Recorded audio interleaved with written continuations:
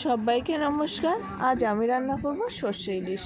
প্রথমে কাঁচা লঙ্কা সর্ষে ভালো করে পেস্ট করে নিয়েছি। তারপরে ইলিশ মাছের মধ্যে লবণ হলুদ মাখিয়ে নিয়েছি। তারপরে দিয়ে দিলাম পেস্ট করে রাখা সর্ষে এবং কাঁচা লঙ্কা, একটু দিয়ে দিলাম জল। তারপরে দিয়ে দিলাম গোটা কাঁচা লঙ্কা, দিয়ে দিলাম পরিমাণ মতো সরিষার তেল। ভালো করে একসঙ্গে মিক্সড করে নিয়েছি।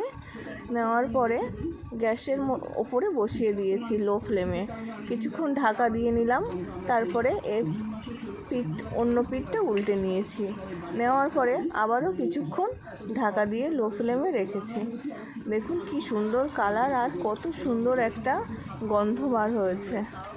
কেমন লাগলো সর্ষে ইলিশ কমেন্টে জানাবেন। ভিডিওটা ভালো লাগলে আমাদের চ্যানেলটা সাবস্ক্রাইব করে আমাদের পাশে থাকবেন। সবাই সুস্থ থাকবেন, ভালো থাকবেন। ধন্যবাদ।